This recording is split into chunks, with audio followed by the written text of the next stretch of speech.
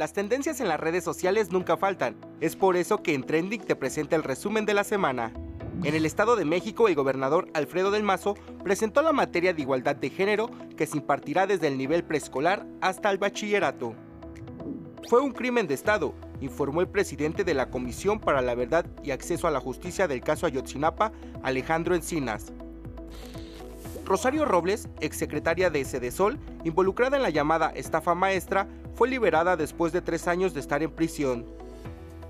Por otra parte, el exprocurador Jesús Murillo Caram fue detenido por la Fiscalía General de la República, debido a distintas acusaciones en el caso de la desaparición de los 43 estudiantes de Ayotzinapa.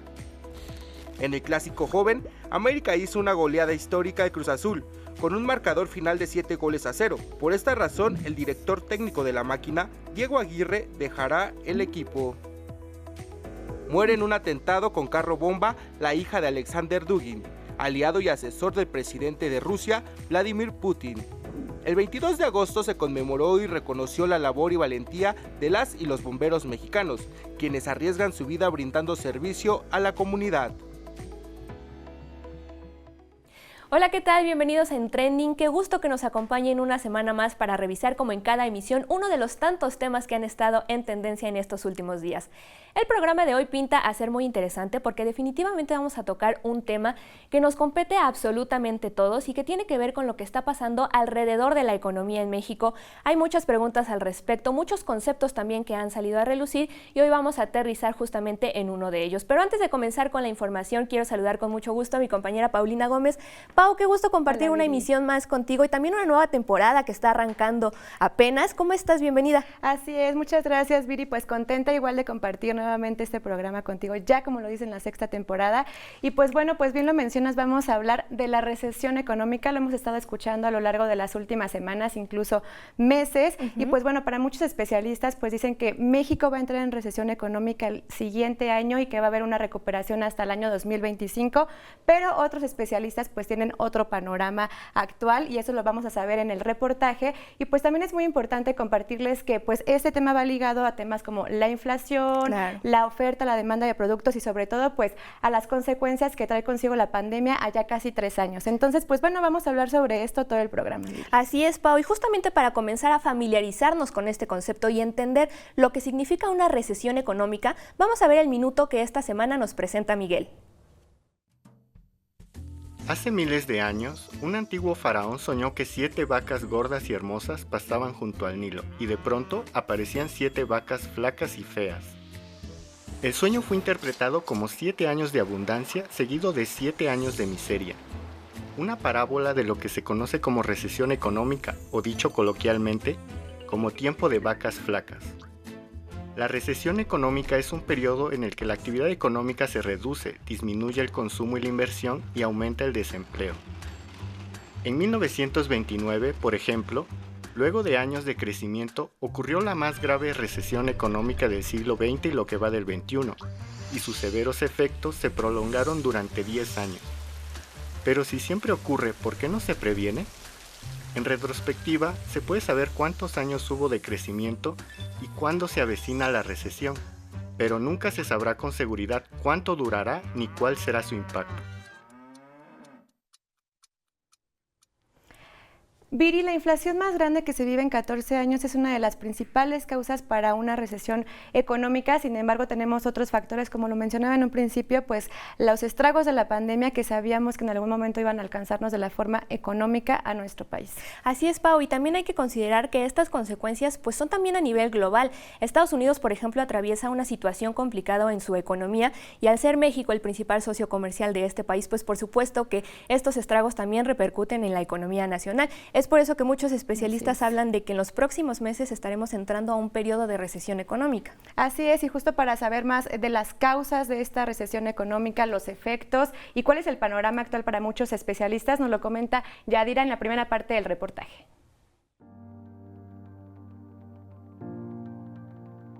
A 2 años que comenzó la pandemia, los estragos económicos están impactando directamente en los bolsillos de una población afectada por la inflación, la más grande en 14 años. Además, agravada por el conflicto entre Rusia y Ucrania. En medio de una pandemia que aún no concluye y la incertidumbre de cuánto durará la guerra, La crisis actual es a nivel global, orientada a una recesión económica que se siente cada vez más cerca. En junio, la inflación en México se ubicó en 8.16%, los precios se dispararon y la situación de otros países no fue la excepción. El alza de precios en productos y servicios de la canasta básica desequilibraron la economía de los ciudadanos. ¿Es esto una recesión? Recesión en realidad es una desaceleración del crecimiento por un periodo de tiempo constante. En este caso se habla técnicamente de al menos 2 trimestres consecutivos en que la tasa de crecimiento económico, ¿no?, es negativa, que es lo que algunos países, grandes economías, han observado en estos 2 trimestres del año, en particular Estados Unidos. Técnicamente, nuestro vecino del norte se encuentra al borde de la recesión, lo cual afecta directamente a la economía mexicana. Recordemos que México es un socio importante de Estados Unidos, y si Estados Unidos, ¿no?, mantiene la tendencia a la desaceleración, pues sí vamos a tener un impacto por ahí por la vía de las exportaciones, ¿no? y potencialmente de un menor crecimiento. Pronosticar si una recesión económica global sucederá o no es difícil, ya que apenas ha pasado el primer trimestre con crecimiento negativo. A decir de los especialistas, de mantener este nulo crecimiento, la recesión será inevitable en los próximos meses. Tanto el titular del Banco Mundial, David Malpass, como también Georgieva Kristalina, la titular del Fondo Monetario Internacional, han advertido que estamos en una situación muy, muy delicada y que la economía mundial puede entrar en una recesión. No ha pasado, ¿no? Todavía es pequeña en Estados Unidos en particular, pero todavía no, apenas fue un trimestre, digamos, faltaría esperar el otro. No ha llegado, no hay que alarmarnos. Van a instrumentar mecanismos para salir rápido de ese proceso. Pues ahí lo tenemos en esta parte del reportaje, Viri. Creo que también es muy importante hablar de otra situación que provoca pues la situación financiera. ¿Sabías que la principal causa de estrés en una persona pues es el tema del dinero, el tema de las finanzas personales? Y es que pues también puede tener tantas consecuencias graves como la parte psicológica, llegando pues a afectar mucho la vida de una persona. Y pues incluso pues este programa es para eso, para informar, para que no estemos preocupados, para prevenir y sobre todo pues manejar de la forma más inteligente nuestras finanzas. Claro, Pau, y es muy importante aclarar eso que mencionas, porque lo último que queremos es alarmar más. Sin embargo, sí es muy importante, como bien lo dices, conocer cuáles son esas afecciones o esos padecimientos que se pueden generar a raíz del estrés que nos causan los temas económicos, porque esto incluso podría ayudar pues a prevenir algunos y a tomar las cosas con más calma. Justamente en la siguiente nota, Cristian nos hace un recuento de esos padecimientos que llegan a afectar nuestra salud, lo que se conoce como estrés financiero. Vamos a verlo. La preocupación excesiva de saber si terminaremos la quincena con el suficiente dinero o si podremos pagar las deudas no es normal. A veces, sin darnos cuenta, el estrés financiero afecta a nuestra vida familiar, profesional y sobre todo nuestra salud. El estrés financiero se origina a consecuencia de los problemas económicos que nos afectan. Esto genera ansiedad y produce una sensación de vulnerabilidad o escasez. Una encuesta realizada por Global Investor Pulse México señala que el dinero es la causa número 1 del estrés, por encima del trabajo, la salud y las relaciones personales. Entre las principales causas del estrés financiero se encuentran la aportación de recursos al hogar, gastos de transporte, pagos a tarjetas de crédito, pagos de servicio, gastos de alimentación, médicos, de educación, entretenimiento y vestimenta. Una persona preocupada por sus finanzas tendrá problemas para concentrarse en el trabajo, dolores de cabeza, irritabilidad, entre otros problemas fisiológicos. Los efectos dañinos del estrés financiero repercuten en nuestra salud a través de alteraciones gastrointestinales, afecciones en piel y cabello, trastornos en el sistema reproductivo, insomnio, depresión y funciones cognitivas reducidas. En hogares con menos recursos económicos es más propenso que alguien sufra depresión o ansiedad.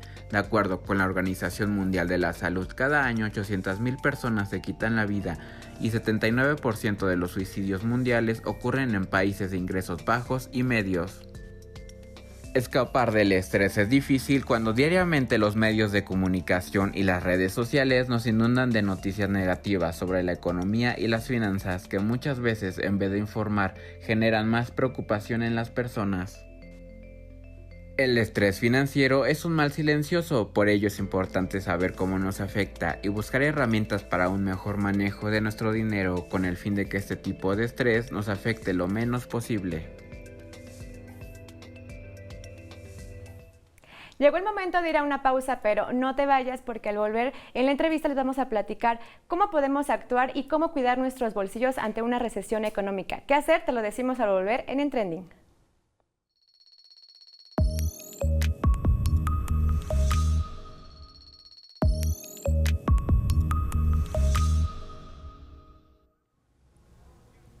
Ya estamos de vuelta en Trending para seguir hablando sobre el tema de recesión económica y justamente antes del corte, Pau, veíamos esta nota sobre estrés financiero, que bueno, es un concepto que viene a raíz de todas esas preocupaciones que llegamos a cargar debido a los temas económicos. Es por eso que en la entrevista del día de hoy se nos hizo muy oportuno hablar sobre la educación financiera, todo eso que podemos hacer desde nuestros hogares ante un panorama complicado como el que pasa la economía actualmente. Es por ello que hoy nos acompaña el doctor César Salazar. Él es investigador del Instituto de Investigaciones Económicas de nuestra universidad, a quien le agradecemos que esté con nosotros. Bienvenido, doctor. Muchas gracias, al contrario, yo les agradezco la invitación.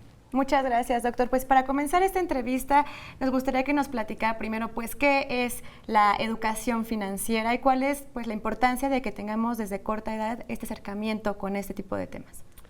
Bueno, la educación financiera se define regularmente como este análisis, esta administración que hacemos de nuestros ingresos y de todos nuestros gastos desde una perspectiva individual o de hogar, de familia. ¿No? Siempre se busca, por supuesto, que la administración nos lleve a que no gastemos más de lo que tenemos por ingreso, pero incluso podríamos pensar en diversas fuentes de ingreso posible, tanto de la persona como del individuo, la forma de administrar mejor algunas otras compras que hayamos hecho. Por ejemplo, en este regreso a clases, parte de la educación financiera también es ver que se puede reciclar, ¿no? Del material que se haya dejado en otras ocasiones y no gastar algo que no sea completamente necesario. Yo creo que a los niños les hace muy bien poder entender que el dinero es preciado y que hay que cuidarlo. Claro. Entonces, desde muy niños es muy bueno que se les den ciertos lineamientos sobre que no se puede gastar a manos llenas, que se tiene que tener un ahorro, que igual, que si tienen un objetivo, si quieren un juguete, si quieren un juego, una computadora, no sé, cualquier cosa, una chamarra, no sé, cualquier cosa, que efectivamente ellos también puedan hacer algo por obtenerlo. ¿No? Entonces, la administración financiera de nuestros ingresos como personas, como hogar, ¿no? Implica, me parece, todo esto, una muy buena administración, o al menos intentar administrarse racionalmente, ¿no? De forma inteligente. Claro. Doctor, y a partir de esto escuchamos incluso a lo largo del programa el término recesión económica. ¿Cómo nosotros desde nuestros hogares como individuos podemos enfrentar lo que se dice una recesión económica o incluso la inflación que ya estamos viendo que está afectando a nuestros bolsillos? ¿Qué hacer en este caso? Bueno, hay que decir algo importante, que tanto la recesión como la inflación son elementos externos a la familia, entonces pueden afectar de forma muy diversa a los distintos tipos de familia o personas que estamos en diversas ocupaciones, ¿no? O sea, la recesión puede dejar sin empleo a alguien, ¿no? Por ejemplo. La inflación puede hacer que un tipo de bien que necesitamos consumir para el día a día, como pueden ser alimentos, suban muchísimo de precio. Y entonces, ¿cómo enfrentar algo desde la familia que es un choque externo, como decimos los economistas, ¿no? Me parece que, digamos, es como más bien una buena administración por todo el tiempo que se pueda. En una cuestión de inflación, pues intentar no tomar más deudas de las que podemos tener. Eso es muy importante, sobre todo en términos de la recesión, no endeudarse, sobre todo en un tema de incertidumbre, ¿no? Porque a lo mejor hoy tenemos empleo, pero mañana ya no tenemos. Claro. Entonces, si hay cierta incertidumbre sobre cuál será mi futuro laboral, pues lo importante sería ser muy precavidos respecto a las deudas, ¿no?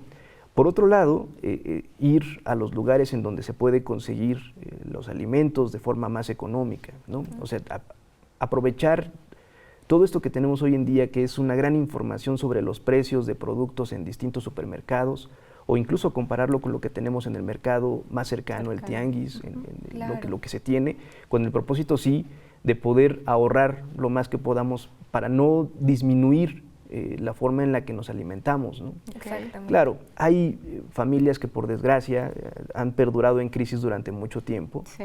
y a lo mejor es difícil hablar de estos temas así, ¿no? Decir, bueno, pues tienen que buscar la mejor opción para comprar. Sí. Pero por desgracia, el tiempo que vivimos hoy sí es de mucha incertidumbre, tanto por la recesión como por la inflación, y entonces buscar las mejores opciones de compra es muy importante. Claro. Ok. Doctor, y a partir de esto que nos dice, ¿cuáles son los principales errores que estamos cometiendo todavía en el día a día con nuestro dinero? Bueno, yo creo que hay distintas dimensiones. En primera instancia hacemos un uso indiscriminado de la deuda. Muchas veces nos centramos porque compramos una televisión y está a meses sin intereses, o compramos un mueble y pensamos que como es a meses sin intereses, en realidad no va a pesar, Nos ¿no? confiamos. Cuando en realidad, si hacemos una compra inteligente, pues, tomaremos el nuevo celular, lo pagaremos y cuando hayamos terminado de pagar eso, iremos hacia otra. Ok. Pero de repente acumulamos mucho, pagamos el celular, la computadora, la televisión, no sé, ¿no? Y además cosas que probablemente no se necesiten, ¿no? El capitalismo está muy arraigado en términos de generar necesidades, Claro. de crear necesidades. Entonces yo creo que ahí sí tenemos que ser muy cuidadosos en que no caigamos en el consumismo por hacerlo. Exacto, ¿no? identificar eso. Y doctor, ya nos queda muy poco tiempo, pero sí nos gustaría cerrar esta entrevista con las recomendaciones. Ya nos dijo qué errores estamos cometiendo, pero qué hacer con ese dinero, con nuestros ahorros, por ejemplo, en estos momentos de crisis. ¿Qué invertir? Bueno, es complicado porque la forma más segura es tener el dinero en el banco, ¿no? Ujú. Pero, por desgracia, las tasas de interés son menores que la inflación, entonces hay una pérdida real, hay una pérdida del poder adquisitivo. Entonces, incluso cualquier inversión financiera podría ser muy compleja hoy día, ¿no? Ir a instrumentos validados por el Estado como los CETES podría ser una buena opción. Seguir ahorrando y probablemente comprar algún activo, como los que puedan hacerlo, claro, ¿no? Pero un activo como inmobiliario, como una casa, no sé, eso siempre puede mantener el valor en el tiempo y eso podría ser muy importante como una inversión. Ok. Pues muchísimas gracias, doctor, con estas recomendaciones que creo que para todos son muy útiles, para nosotras también. Muchísimas gracias por esta participación y pues ahí lo tenemos, hay que ahorrar, hay que invertir de forma inteligente y sobre todo prevenir. Muchísimas gracias. Al contrario, gracias a ustedes. Muchísimas gracias por su participación nuevamente, doctor Salazar, y lo invitamos a que se quede con nosotros y nos acompañe a ver la segunda parte del reportaje, en donde los especialistas nos hablan más sobre cómo ha impactado tanto la pandemia como el conflicto entre Rusia y Ucrania a la economía global, y también nos hablan de algunas acciones que se pueden realizar para minorar los efectos de una posible recesión. Vamos a verlo.